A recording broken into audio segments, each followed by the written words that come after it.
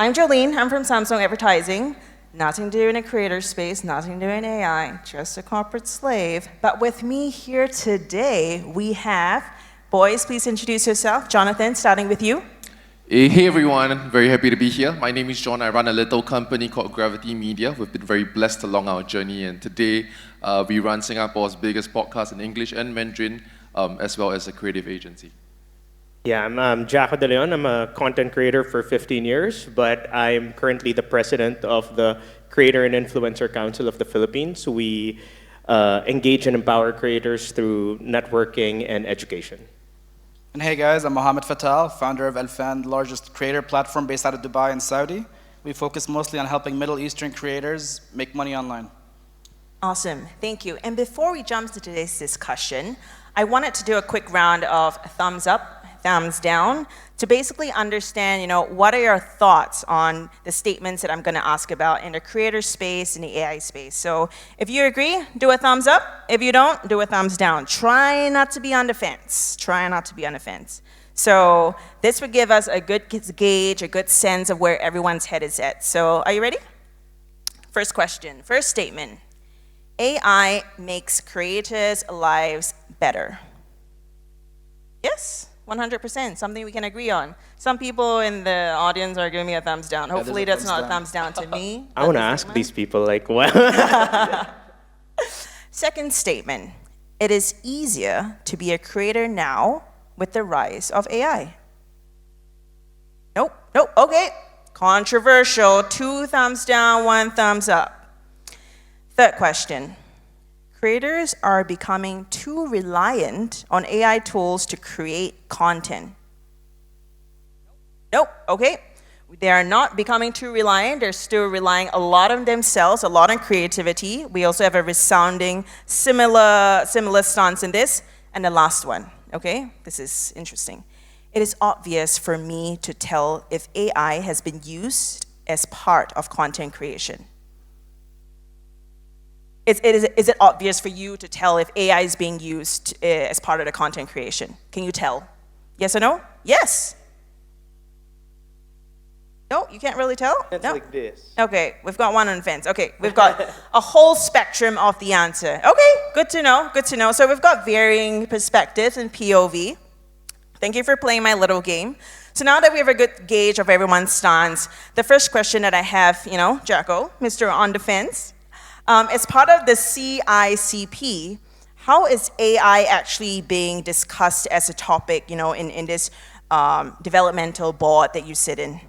Yeah, I think AI must be discussed. I mean, this is one of the topics that, a lot of people are both fearful and excited about, right? So, and with that comes a lot of discussions and conversations that need to be made.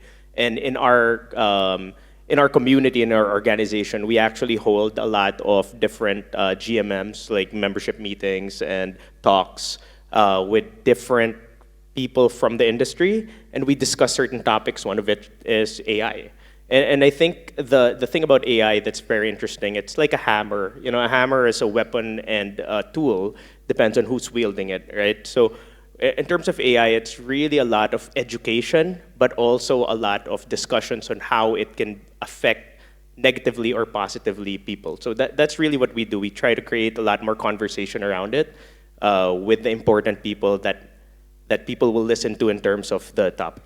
Okay, so a lot of chats around AI. If there's something like a new creator, someone up and coming, and they're asking you, what is one thing I should or should not do with regards to AI? What is your one hot tip? I think at the end of the day, you should see AI as a tool first, because as a content creator, we're not an agency, we don't have giant teams, right, just yet. And AI actually, helps organize everything at the very beginning. It helps you think of topic. You think of AI as a powerful collaborator rather than something that's threatening our livelihood, because that's for other people to decide. But for creators, I think it's important. And I always tell them, look, play around with it.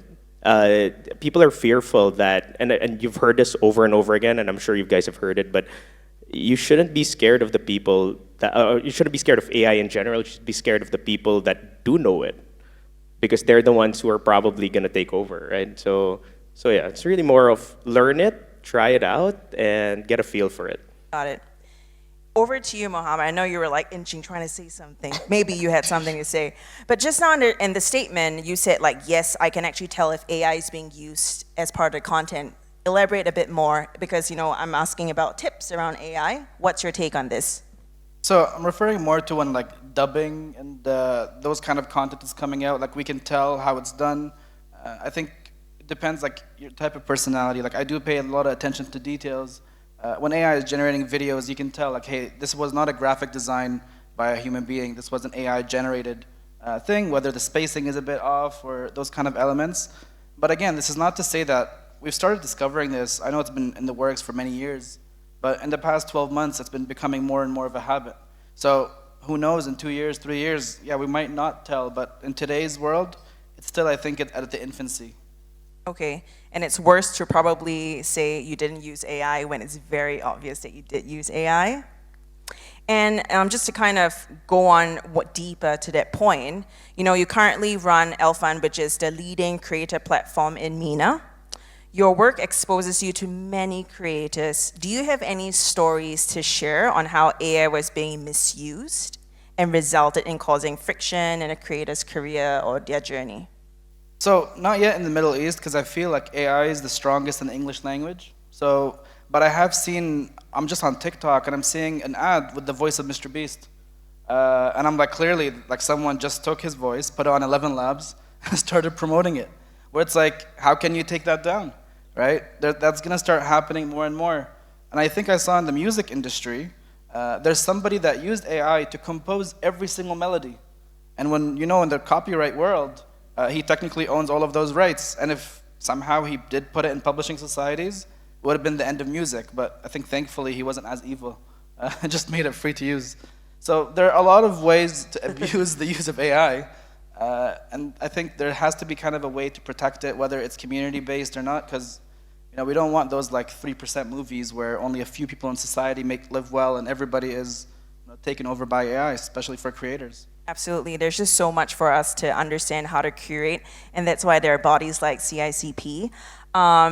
We had a story, it's more like a global stage. John, Jako, do you have any stories around Southeast Asia about how you've seen creators misuse AI? John, maybe a story from you that you can think about? I think at this point, I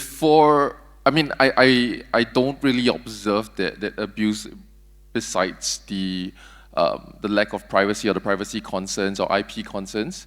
However, more on my end, I do feel like the AI tools that we do eventually latch onto were results of us being really lazy people. Yeah, where before AI was a buzzword, not everyone called their tool an AI tool. And so my editor that has to do stuff that's not as fun and not as interesting, like video cut downs and whatnot, out of sheer desperation of not wanting to spend so much time on it, found some IO website that could do it cheaply or for free and whatnot. And that's how we eventually got there. And I think more and more we found that with the development of AI, the abuse is one thing. On the other end is that we are really kind of hoping it develops even further, because I think it really helps in a small business like ours where there's less than 50 people and manpower is important and everyone's important. Everyone still knows everyone by name. You don't want to have to introduce someone to your startup family and tell them that their job scope isn't as fun as the other person sitting next to them. And I think AI removes a lot of that grunt work.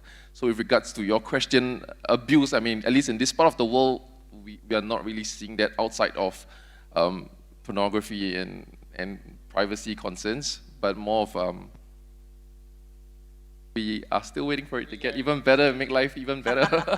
Yeah, I agree. I think right now there is abuse of it, right? Like we know that there are misuse of it as well. Like I know a lot of people, especially people that would use it for pornography, right? Like they would create these horrible videos of other people, right, and then pass it on, right? It's not new, but it's now the technology is just far more complex, right? And I think at the end of the day, like there are cases like that, which I agree that needs to be discussed and that needs to be regulated because you never know how bad it could get, and that's the scary part about the unknown, right? We don't know how bad it could get, and it takes all the people here and everyone in the community to discuss it, see what we can control. Because at this point, we write the code, we tell it what to do. You know, we have giving it, we're not giving it autonomy just yet, right? So at this point, I think it's good to discuss,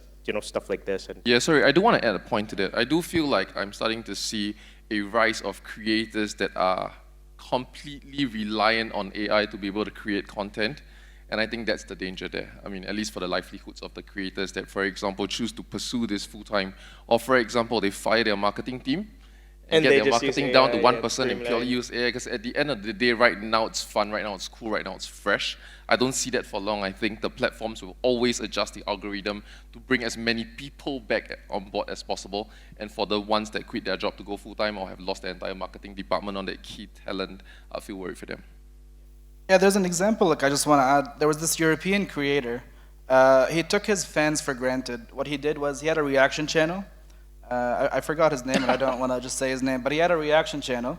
And basically, reaction channels are you look for the best clips, and then you have your face on the side reacting. Yep. He just used AI doing that, and he was automating it all. Now imagine a channel with millions of subs. His fans were like, what, you're just trying to make money off our back? Guess what? He tried to come back to YouTube properly, and he's barely getting 10,000 views a video anymore with a multi-million sub channel. So I think, yes, if like people do abuse it and do feel like are being taken advantage because you want to half-ass your job. People can tell. People can tell.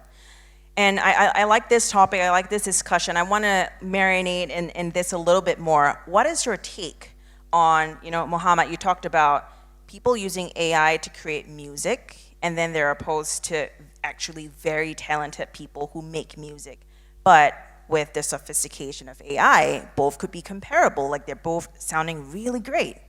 Do you think content or creatives or music produced on AI should be valued more or less than something organically from someone? And everyone can give your hot take on it.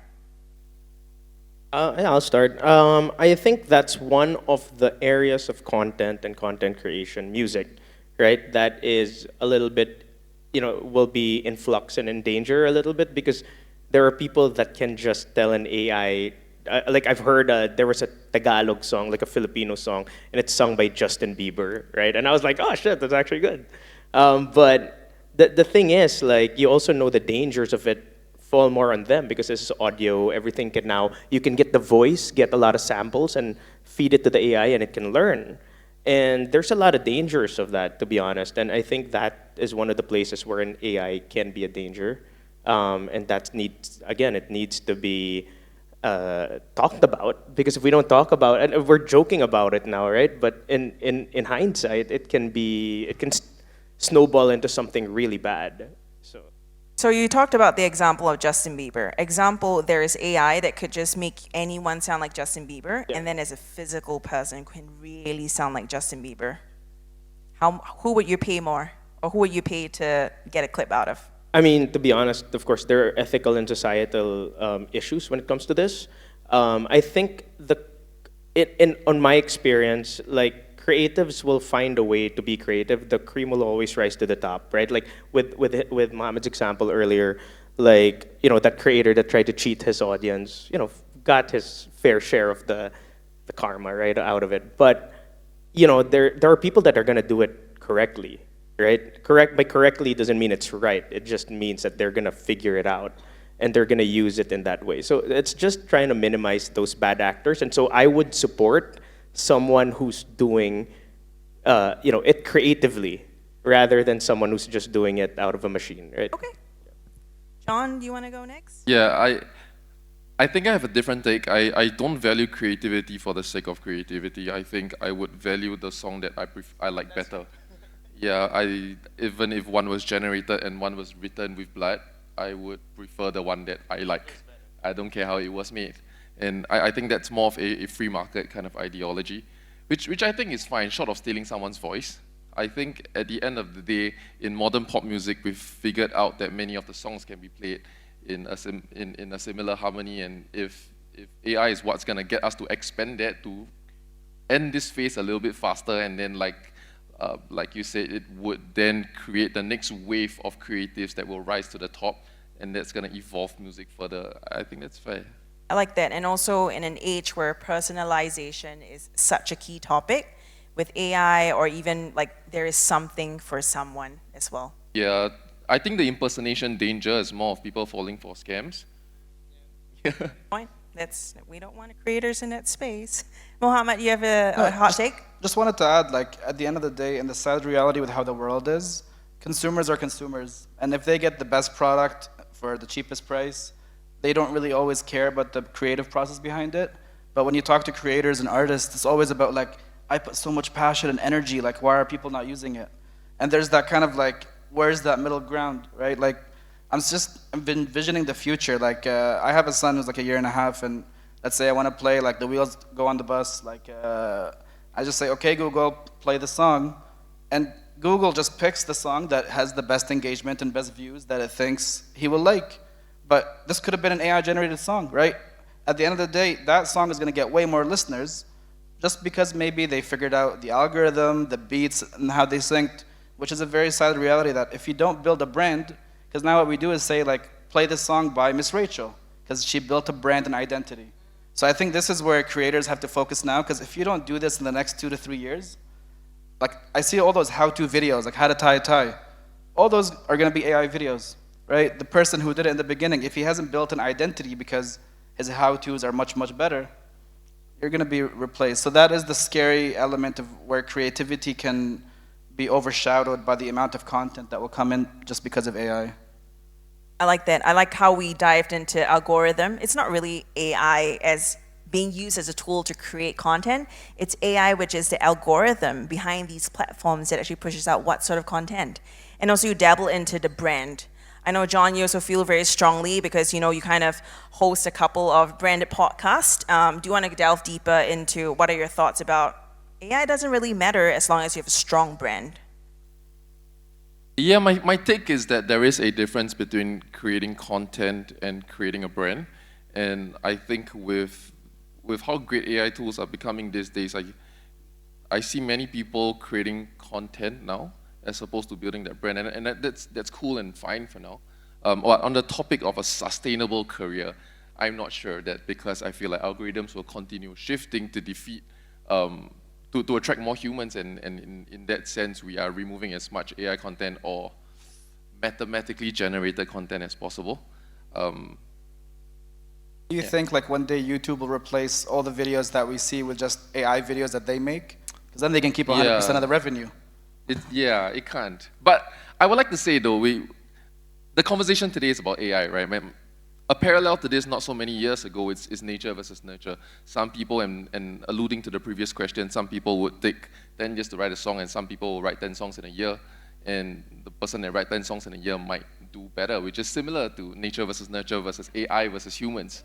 And I think if AI can normalize nature versus nurture, I think that's great. It gives us all a fairer chance to succeed. In my company, I think AI removes a lot of grunt work, especially research. And to get almost ideas out of the way, where if we are exploring a topic, we use AI to do a first round of research. And for the most part, for better or for worse, the first round of ideas that they tell us to do are the things that we know we won't do because those are too predictable. Yeah, I mean, I think it again, we go back to the hammer idea, right? Like, it can be either a weapon or a tool. It really depends on who's wielding it and how dangerous that person would be. It streamlines everything that we do. There is benefits to it, right? There is, even if sometimes, like, I'll go on I was telling someone, I was talking to a friend a while ago, and I was like, my dream was to do a 20-minute talk about AI. And at the end of it, I would be like, by the way, this whole talk was written by ChatGPT, and then drop the mic, right? But at the end of the day, that's also scary, right? So what I tell creators is that the good creators are always the good creators are gonna have a lot of views. Whether you're a virtual creator or any kind of creator, you'll always get views because you're a good creator. You create the best product, right? So people are gonna watch. But great creators will create better creators. And great creators will create more great creators. And I think in the battle between humans and machine, right? This whole drama that we're having right now, I think the best creators, the cream will rise to the top, and the creators who are good will stand out because they created the brand that people will attach to. Because I think at the end of the day, what do we watch media for or content for? If I want to learn how to do a tie, I don't need a brand for that. I just need someone to tell me how to do a tie. But media, time and again, has always been about branding. For the most part, right? For the entertainment part. But for knowledge stuff and like stuff, I think that's gonna happen, inevitably. How about anything? Yeah, like just a lot of people even are asking me like, okay, I'm gonna go to university, like what careers are gonna be saved by AI? And the same kind of goes to influencers. I think when I look at a creator that I resonate with them because maybe of a similarity in history, in pain, in emotion. So learning the skill of emotion, the skill to convey like your feelings and why you're doing something, I think AI is going to be super intelligent. But those very intelligent guys that they're not the best salespeople. And every creator is a salesperson on their own because they understand. Because let's say your arms are folded, maybe just as an example, your body language is sending a specific message. Yeah. I think AI is going to take some time to start understanding those human emotions, and I'm sorry for picking on you. Everyone's just gonna He's start very conscious now, he wants to fold his arms. But the idea is this like human emotion skill is, a machine is going to take a long time to learn about it, and if it does learn where AI can start to manipulate us, Then we're screwed. Yeah. Skynet, guys, it's real. No, We have time. We have time to figure it out. I like how the conversation's going, pivoting into how to create longevity in your career. So Jonathan, as the CEO of Gravity Media, pivoting away from the whole AI conversation itself, how does a creator actually focus on creating longer runway for their content or their branding, especially when trends shift so much quicker these days? Yeah, so we're very focused on brand building, like I said earlier, and what that really means outside of content creation, besides content creation, it's really finding a set of values you align with, or that ask yourself, by association with me, what reputation am I lending to a cause or a brand? And if you can't figure that out, then you may not have built a brand yet. And I think in our company, we were quite obsessed with that. And I remember in one of the first major talk show / podcasts that we built in 2017, 2018, it was wildly popular, but we couldn't monetize it. So we ran it for and in Singapore, by the way, the ad revenue here is pretty shit. So you gotta do sponsored content. I'm from the Philippines, dude. Is it Don't shit have to over there? ask. You can do your little plug at the end, okay? Okay. Yeah, so that's pretty shit. And so we had to focus on sponsored content. However, we were getting a lot of views. And so that show ran its course. I think it was Singapore's first talk show about like love, sex, and relationship. And when I had to end it because we had differences in how we can monetize and whatnot, and then came COVID, right? And so it was, that would have been a perfect talk show to continue during COVID, but so it ended. And so we sat around and we asked ourselves, as a company, monetization is really important. We don't want to build something whereby when sponsors come in to collaborate with us, we are no longer being ourselves. And so my company is very focused on the shows or the channels that we are creating. When sponsors come in, how does it instead add value to us, as opposed to make it, it feels like an ad now. So this piece is bought, so it's an ad now. How do sponsors coming in give us more access or more resources to create a better piece of content? We don't get it right all the time, of course. We try our best, but and from there we had this idea of a podcast, because I mean the previous show was a little bit too raunchy for me. I'm on it. I'm on this one as well. So every day we're talking about sex and got a bit much for me, right? And so we decided, okay, what do I actually really care about? And it was really current affairs, the day-to-day things that's interesting, relationship, trying to figure out life and marriage and all that stuff. And we decided, okay, and that was a time where people were talking about, content got to be short form, everything under a minute. And we're like, at that point in time, we're not very inspired by the under a minute content. I feel like all the good stuff's taken for now. We're just going to replicate. And so we tried, why don't we do 30 minutes content at a time where everybody's trying to fight for 1 minute content? And yeah, it was multiple experiments. We tried with multiple personalities to come in. And in the end, the answer was simple. It was actually it was the content strategy team that was sitting around shooting ideas. after getting a bunch of celebrities and thought leaders in, we actually ended up with my internal 4 team. And that was how the Daily Catch-Up was created. So it's the Daily Catch-Up on YouTube. Just a little Hey, please plug-in watch. for Jonathan. Hopefully there's at least a few hundred more edit views today.